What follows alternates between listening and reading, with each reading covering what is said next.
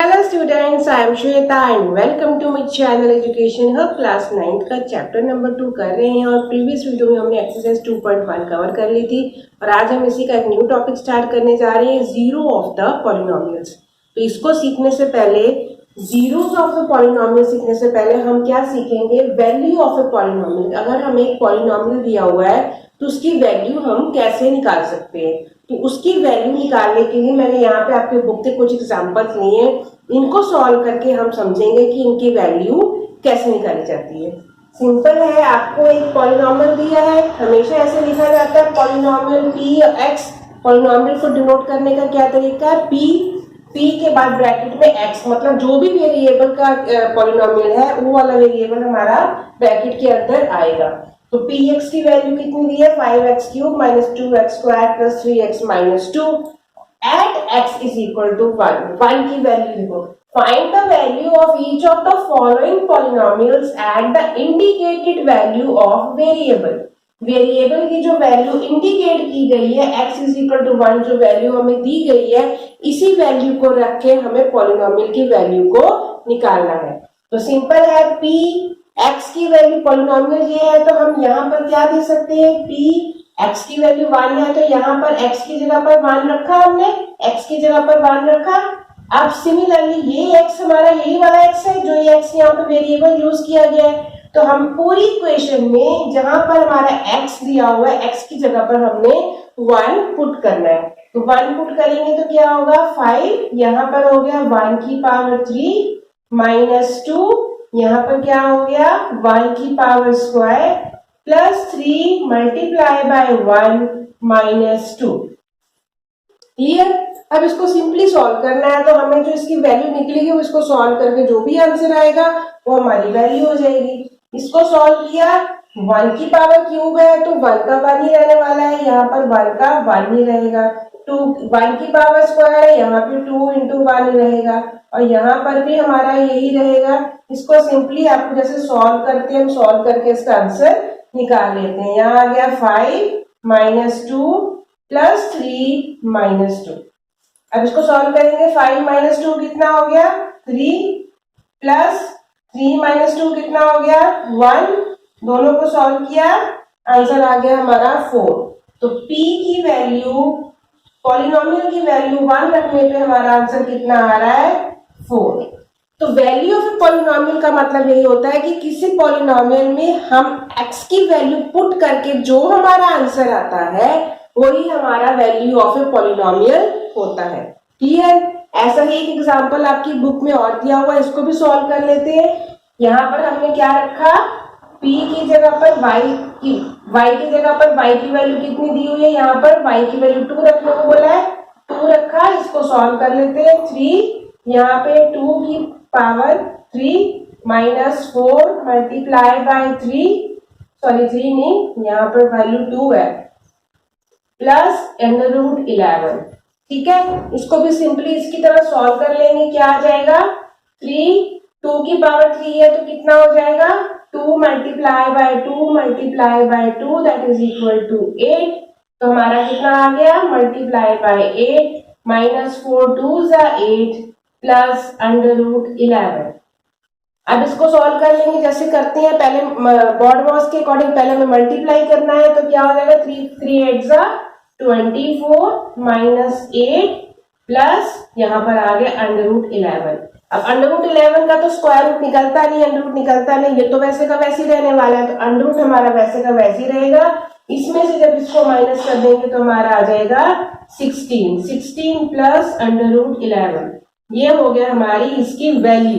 इस पॉलिनोमियल की वैल्यू हमारी निकल आई 16 प्लस √11, y की वैल्यू 2 रखने पर। क्लियर। इसी एग्जांपल का एक थर्ड पार्ट है। थर्ड पार्ट में p पॉलिनोमियल की वैल्यू क्या दी हुई है, ये हमें दी हुई है t, और यहाँ पर t की जगह पर कौन सी वैल्यू रखनी है, हमें t की जगह पर यहाँ पर कोई कांस्टेंट नंबर नहीं दिया है, सिर्फ हमें t की जगह पर वहां पे a रखने को बोला है। तो यहाँ पर हम सिर्फ वैल्यू t की जगह पर a कर देंगे और इसको सॉल्व तो हमारा आगे हो नहीं सकता है। हमारा आंसर कितना आ गया, t is equal to 4, t नहीं, t की वैल्यू हमने क्या रखनी है, t की वैल्यू हमने रखनी है a रखेंगे तो क्या आ जाएगा 4 a की power 4 plus 5a³ minus a² plus 6।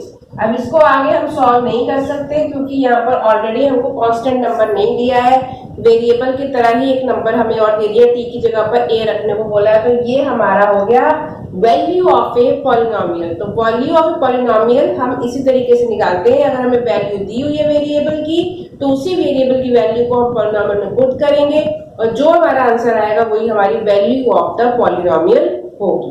अब हम सीखते हैं zeros of the polynomial. Value of the polynomial निकालना समझ में आ गया, हमें x की वैल्यू दी है वो हमें उसमें पुट करनी है और वैल्यू निकल आएगी हमारी पॉलिनोमियल की।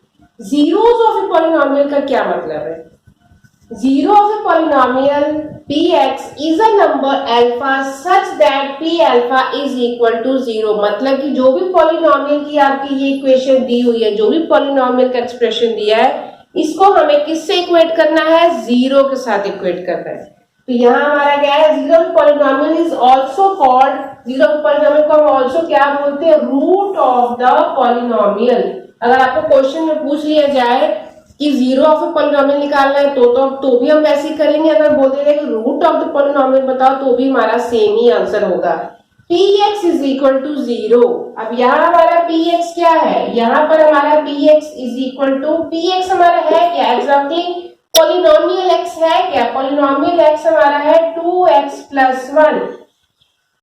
अब उन्होंने बोला px यानी इस वैल्यू को किसके साथ पुट करना है, किसके साथ कंपेयर करना है? जीरो के साथ। px के नीचे हमने लगा दिया जीरो क्योंकि उन्होंने बोला है जीरो, px की वैल्यू जीरो होती है। जीरो ऑफ द पॉलिनोमियल का मतलब है px की वैल्यू जीरो होगी। तो ये जो ये पॉलिनोमियल है इसको हमें जीरो के साथ इक्वेट करना है। यहाँ क्या आ गया? 2x plus 1। ये एक बन गई हमारी इक्वेशन। जैसे आप लोग लीनियर इक्वेशन सॉल्व करते थे, इसको हम ऐसे लिख लेते हैं 2x plus 1 that is equal to 0।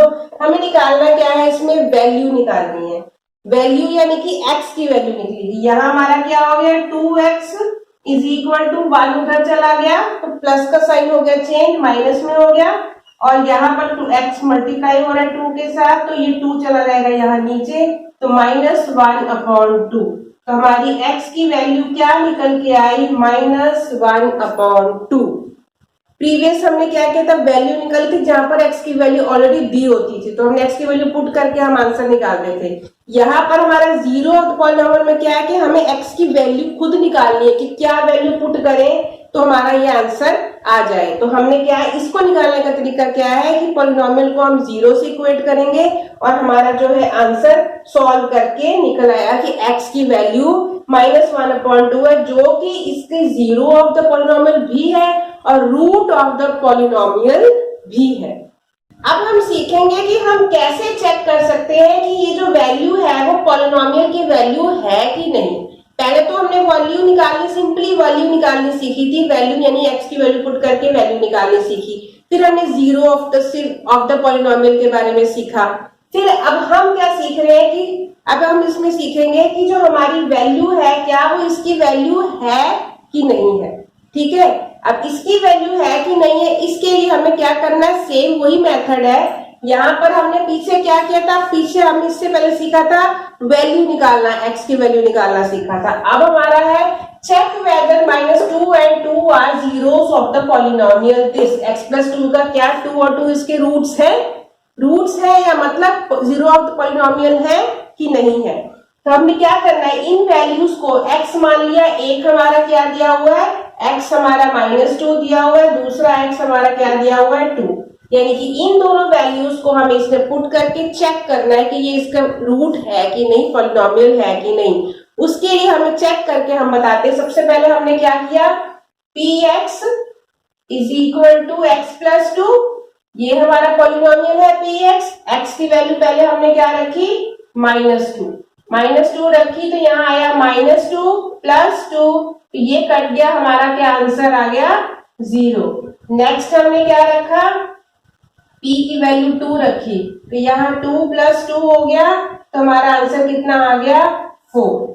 तो अब मेन चीज क्या है? हमें कैसे पता कि ये इसकी वैल्यू है कि नहीं है, इसका रूट है कि नहीं है, जीरो ऑफ द पॉलिनोमियल है कि नहीं है। तो जिसमें जब हम वैल्यू पुट करने के बाद, एक जैसे वैल्यूज दी इनको पुट करने के बाद अगर हमारा आंसर 0 आ जाता है, अगर हमारी वैल्यू 0 आ जाती है तो ये यस, ये 0 ऑफ द पॉलिनोमियल है। यस, ये रूट ऑफ द पॉलिनोमियल, आगे जाके आपको रूट वर्ड ही ज्यादा यूज किया जाएगा। रूट ऑफ द पॉलिनोमियल है ये, 0 ऑफ द पॉलिनोमियल कह लो चाहे रूट ऑफ द पॉलिनोमियल है। यहाँ पर वैल्यू हमारी 2 रखने पे 4 आ गई, तो ये हमारी यस नहीं है, नो, ये हमारा रूट ऑफ द पॉलिनोमियल नहीं है। तो आई होप आपको ये कंसेप्ट भी अच्छे से क्लियर हो गया है कि हमें 0 ऑफ द पॉलिनोमियल कैसे चेक कर सकते हैं। अब हम आपकी बुक का लास्ट एग्जांपल भी कर लेते हैं। एग्जांपल नंबर 5, वेरीफाई वेदर 2, इस टॉपिक का last example, verify whether 2 and 0 are zeros of the polynomial. हमें यहाँ पर ही बताना है कि ये 0 और 2 and 0 इसका पॉलिनोमियल, 0 ऑफ द पॉलिनोमियल है कि नहीं। जैसे प्रीवियस क्वेश्चन में किया था सेम हमको वैसे ही करना है।